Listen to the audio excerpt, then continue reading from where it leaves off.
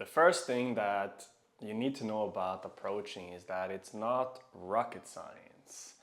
You don't need pages, you don't need hours of theory, because the last time that you saw the girl, what was it that actually stopped you from talking with her? You were in your mind and you were hesitating. Now, there is something that works like a cheat code when it comes to approach anxiety, and we're going to discover that at the end of this video. Because first, now that we know that it's not about the amount of theory that you know that's going to really help, I'm going to share with you the 3 fundamentals to take with you so that you can overcome approach anxiety and you have an easier time when you go out. Now, first of all, why should you listen to me? Over the last 13 years, I've been cold approaching, and I've met beautiful women in countries all over Europe, in the US, in Australia, in Asia, pretty much wherever I've been going. And over the last 3 years, I've helped around 20 guys to overcome their shyness, be more confident in themselves, and it's been resulting in multiple successes like instant lace, feeling more grounded in himself, and one guy even told me that he met his soulmate. Now, the first fundament that we're gonna take with us is intrinsic confidence. Now, what does this mean? Well, the problem that you find yourself in is that you treat women like she's gonna be someone who's gonna give you your sense of self-worth, so that if she gives you her number or even just a good response, you allow yourself to feel happy and good about yourself. And it's like you're a little boy, and when your mommy is happy with you, then you feel good. Well, it's not so far from the truth, because what I've found is that guys who are struggling with dating, they also have a less than optimal relationship with their inner child. Now, what is your inner child? It's the part of you that is still a child, and it contains a lot of positive traits like spontaneity, joy, and even courage, but it's blocked behind this need for approval. Need for approval, you say? Yes. So when you were young and you were jumping around, you were being happy, maybe your mother was not in the same mood as you. So she told you, be quiet. And because you were little, you needed your mother's approval for survival, you learned to suppress. So when you felt this joy come up again, you would be like, no. And you even learned that you can take her voice and you can tell yourself no in the same way, so that you don't even have to get this disapproval from her. It's smart, right? Yes, it was brilliant, but now you're an adult and you're still hearing that voice. You're still having that mother voice tell you no when you feel that spontaneity, that joy of wanting to talk with this girl, and you suppress your excitement. Now, the solution is to become your own parent. And this is done by taking care of your inner child. It's been something that I've been practicing now daily, and by doing this on a day-to-day basis and giving him what he needs, which is usually presence in the form of seeing him. So you imagine that he's in front of you and you really see him in front of you, your inner child. If you don't even remember how you looked like as a child, then look through some old photos. It can be holding him, so imagining that you're really holding him and you're feeling all your emotions and you're like holding them, being present with them like you would with a real child, holding him and just being there with him. And often by doing this, you're gonna feel that you're gonna be more relaxed and you just feel better in your body. Now, This is the first fundament for confidence, and there is a separate video where we practice this, and you can find it down below. The second fundament is to learn how to let go of the resistance that comes up during uncomfortable situations, like for example when you want to approach a woman. Now, if you are familiar with the work from Julian Blanc, which comes from the work of David R. Hawkins, then you are familiar with letting go. Now there is a big disclaimer here, because letting go, how I first understood it, was that I feel these emotions and I don't want to feel them. Go away. This is the completely opposite of what letting go actually is. What letting go actually is to accept that which comes up. Because what you resist is going to persist. What you accept transforms. And the reason it's so effective is because this resistance that comes up, it wants to keep you in your comfort zone, but when you are accepting that the resistance is here, then it goes away. And I've had students who went from not daring to talk with a beautiful woman to, in just weeks, they were dating beautiful women, and they only approached like 20-30 girls. And the reason why they could do it this fast is because they were familiar with letting go and they were applying this to dating, and that's when they experienced rapid growth. Now, there are multiple examples on how you can let go. You can find this on YouTube and different platforms. The easiest way is to just sit down, take a couple of deep breaths, and you either imagine something which is very triggering, for example, approaching a beautiful woman, or even better, you actually sit down to do this right after being triggered, for example, approaching a beautiful woman.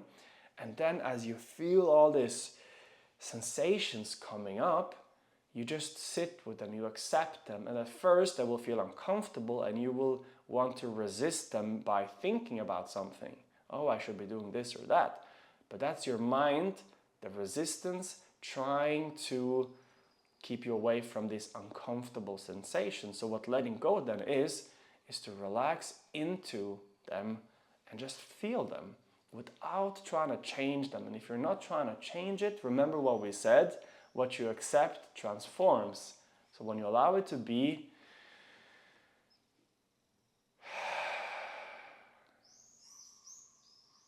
it feels a little bit uncomfortable, but eventually you feel better.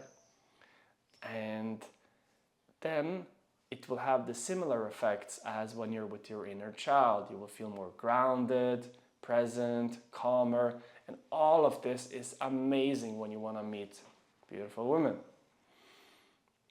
Now the last fundament, which I will share with you before we go into the hack, which really helps about anxiety, is something that women find extremely hot. You know what? What I'm about to share is equally as hot for women as tits and ass is for us men.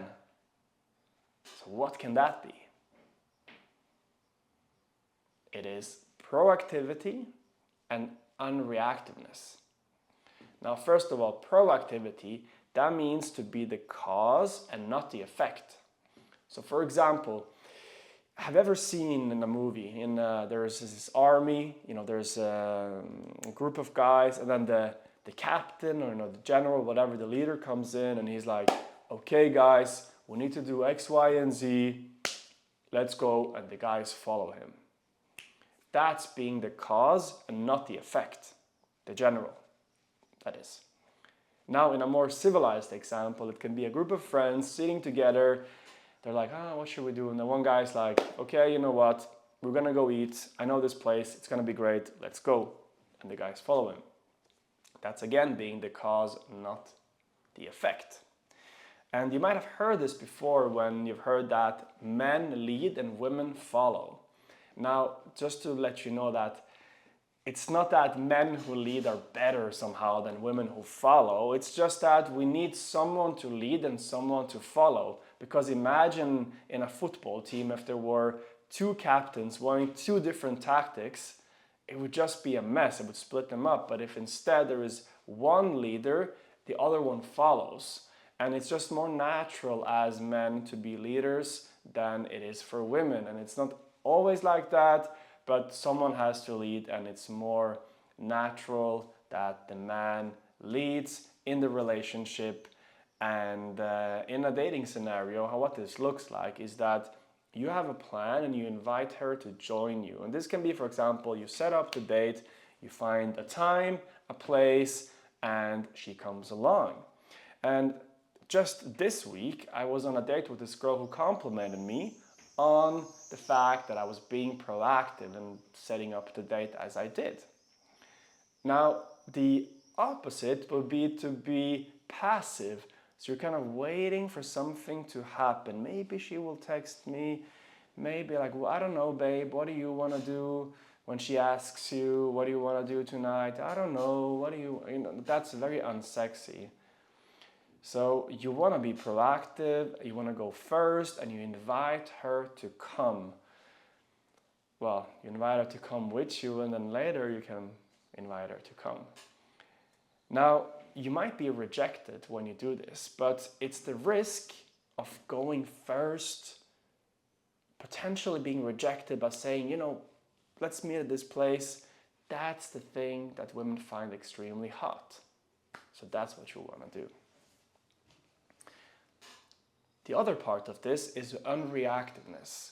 And that means to react slowly or not at all to external situations.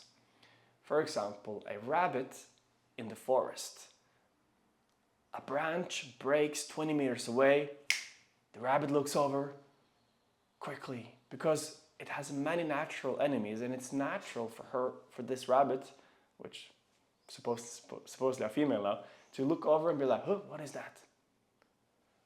On the other hand, a big brown bear in the forest, same branch breaks 20 meters away, it might not even notice it. And maybe it just curiously looks over and be like, okay.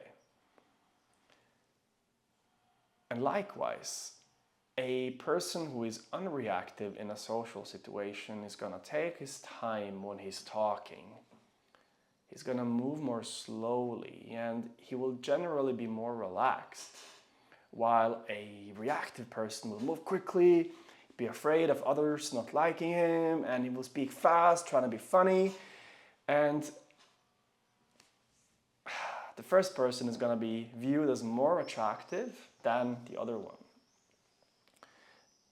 And I'm not saying go around and be a robot, talk super slow. No, what I'm saying is that you can train this by taking your time. For example, if somebody asks you something and you're not sure what to answer, instead of just talking,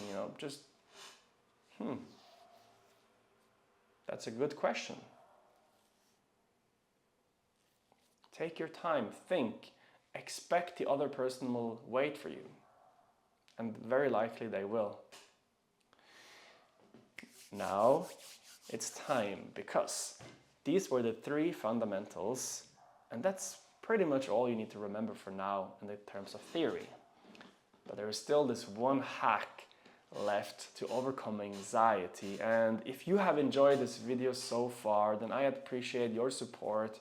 You can do that by liking the video, you can comment down below, and if you want to come along the journey of going from being shy to being more confident, then subscribe to this channel. Now, the hack is simple. It takes some effort to formulate, but once you do, it can have a night and day difference to your ability to overcome approach anxiety. It is direction. Let me give you an example. if your day consisted of nothing special, you're just playing video games all day, masturbating, doing nothing, and then you go out to the store and you see this beautiful woman and you think, whoa, what if she liked me? What if I had her? Then I would be happy. You know, in this moment, it's so important for you, and of course you're going to hesitate and nothing's going to happen. Instead, on the other hand, you know exactly what type of girlfriend you want. You know exactly what type of cabin you want to build in the woods. You know that you want to fill stages, like stadiums with people, and you want to have this type of work. And then you go outside, you see the beautiful girl, and you know that it's not so important because you have the direction in your life. You have something which is bigger than how this random girl will respond to you, so that in the moments where your mind starts to say, oh, this and that, it really helps to have a direction, because you just know that it's not true. It's just the mind, it's just thoughts. You know that, well, I have something more important. It's not that this result is gonna matter. And I know this works because I had a student who told me that once we were meeting women, he felt that when he didn't put so much pressure on him having a certain result, then his fear of rejection went down. And with that, he was less anxious about it, and it was easier to talk with women. And you know, if you can talk with more women, you're more likely to meet one that you like, that actually likes you back as well. And in this way, you could meet someone that you can spend time with. Now, I want to thank you for watching, and ciao. Yeah, subscribe, like, comment, share. Exactly.